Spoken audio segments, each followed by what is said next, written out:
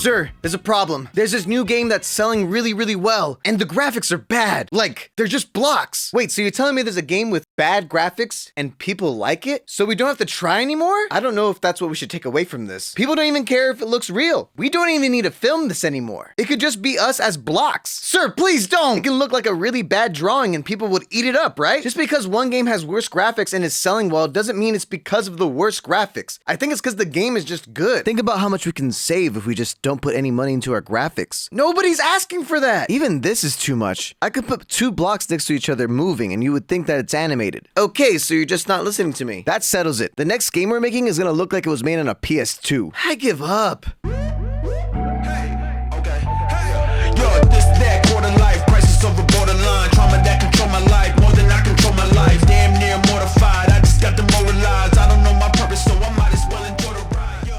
Battlebit, or I guess its correct full name is Battlebit Remastered. Anyways, this game is a first-person shooter that really emphasizes gameplay over graphics, because you look like a bunch of Roblox characters attacking each other. Okay, this game was made in Unity, not Roblox, so I'll stop comparing them even if they do both look like blocky, goofy games. I know they're different, okay? This game was made by 3 people who clearly were inspired by their love for classic Battlefield games. Because simply put, this game is blocky Battlefield. And the reason it's called Battlebit Remastered, it's simply because this is the update to the original Battlebit that came out over 6 years ago. They've been working on this for a while. And considering that the launch of the last Battlefield was a clunky mess, it's kind of refreshing to have a full-on war of over 200 people run smoothly, without even overheating my computer. But if you for some reason have never played a Battlefield game in your entire life, allow for me to quickly explain how this game works, as it's very similar, but it does have its own unique quirky things that make it still its own thing.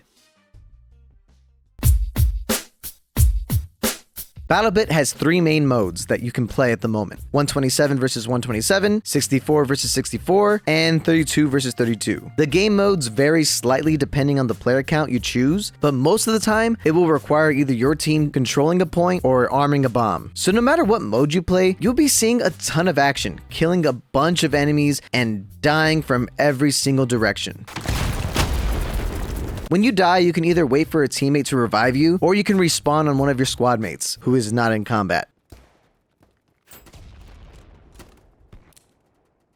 Okay, there we go. Or you can spawn in an area owned by your team. You can even spawn in a vehicle with your squad. Hey, I'm on a boat, baby, hey! Oh yeah, there's also tons of vehicles like ATVs, jeeps, helicopters, and tanks. These vehicles help so much with traversing these huge maps, because otherwise you're going to be running. Well, I would run 500 miles an hour.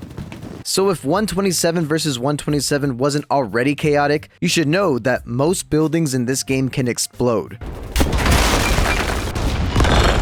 And on top of that, if the constant gunfire, explosions, and vehicles wasn't already too much to deal with, this game comes equipped with proximity chat. Hey, Jimmy's mom. Put your grandpa on the mic. Yes, every single goofy goober near you, on your team, and on the enemy team can say whatever they want, whenever they want. Come on, bottom floor, come on.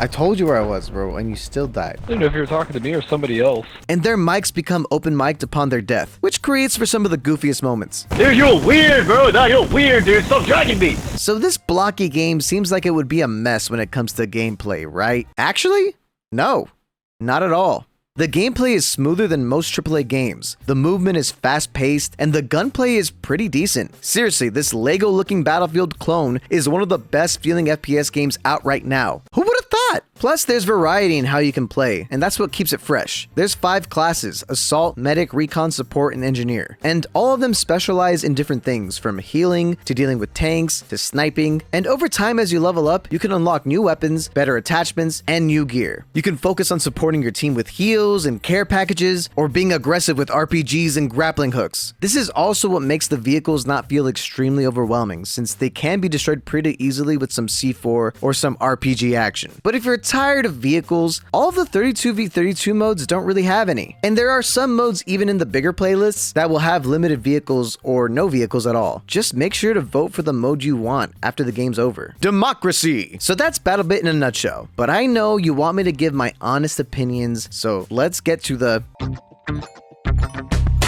This game runs like a dream. No, not that guy. You could run this on a Motorola Razr. A Samsung smart fridge could run this game at max graphics. It's 2 whole gigabytes. So my computer doesn't burn up when I'm playing it and my room isn't on fire. Well, right now it's on fire, but that has nothing to do with this game. Yes, the graphics aren't realistic, but let's be honest, they're not bad. They have a fun Minecrafty aesthetic that does help differentiate it from its competitors. And I hope more AAA developers take note of this. We are okay with graphics not being hyper realistic as long as there was thought going into the design of the game and the gameplay. And trust me, this game's gameplay is very fun. I haven't had this much fun just messing around in a match, talking to enemies, pretending to be soldiers with my teammates, crashing helicopters, or going on insane suicide missions on an ATV. Okay, you're gonna suicide charge into objective E it is. So like, Okay.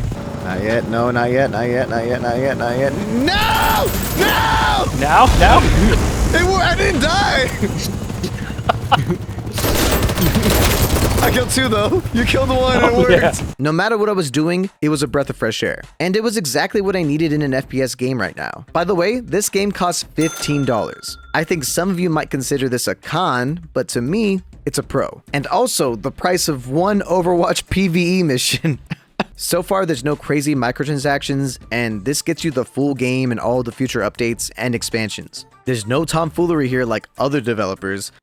It's kind of refreshing seeing a game just not try to be this big live service game and just be a game. Simple as that. Getting into matchmaking is near instantaneous, and if you want to find a specific game with a specific game mode, they can be found super easy with the server browser. And if you're afraid that this game's proximity chat would lead to too much toxicity, well, there's always going to be, jerks. Yo, you have the yellowest fucking teeth with a cigar in your mouth, you fucking nasty scumbag. Ew, you disgust me. I'm gonna throw up. But there's a solid report system that is pretty good for banning people saying racist and vulgar stuff, which is something that some AAA games can't even figure out to this day. It's in big bold letters, don't be an asshole, or you're out. Because it's a vote system, it tends to be the same game modes and maps over and over again because it's a popularity contest. I think it would be cool to have more playlists or the ability to queue for a specific game mode because right now there really isn't any options besides the server browser. But even then, there's a ton of game modes that apparently exist, but we're not really able to play them in the game. So hopefully that can become a thing soon too. Another con is the reload system. It's weirdly realistic for how unrealistic the graphics are, but essentially if you reload your gun before it's empty, you have like this extra mag with leftover bullets that you can combine. But ultimately, it just makes the reloading system a little bit tedious. I got used to it, don't get me wrong, but if reloading worked like any other game, I wouldn't be mad. The game also really isn't that balanced. No game is, per usual. Some guns are better than others, some classes are better than others, and some abilities feel more useful than others. It's always going to be difficult to balance a game with this many players, and thankfully they do seem to be constantly updating the game to address any OP shenanigans. Also, some maps don't feel really well designed. Like, I'm glad they give us the option to give feedback at the end, but I hope they do address some of the bigger issues with the flow of some of these maps in future updates. The customization is also a little lacking at the moment. For being pretty simple characters, you would think they would do something similar to how people import their own skins into Minecraft. It could be super funny, but also might cause some issues. Either way, the more customization,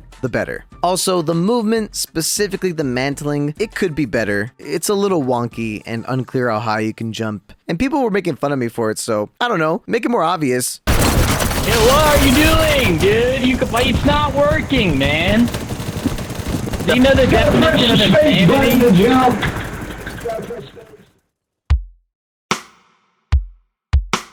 Overall, Battlebit Remastered is doing things other companies wish they could do. They're getting people to pay for their game. As the #1 game on Steam charts as of recording this, hopefully Battlebit will inspire more indie developers and even big AAA ones to make more games that focus on the gameplay over burning our PCs and consoles for realism. Is the game perfect? No, not at all, but that's its charm. The imperfections are its appeal. And I hope that even if this is just a short fad, that we all had some amazing experiences on this wild game. If you like Battlefield games, this is for you. If you're expecting more of like a blocky Call of Duty, you might be disappointed with the vibe. So I'll be giving Battlebit an 8 out of 10. But what do you think? Have you played it? If so, what would you rate it? Let me know in the comments down below. Okay guys, I gotta go fire the entire graphics team, so I'll catch you later. Ya noob!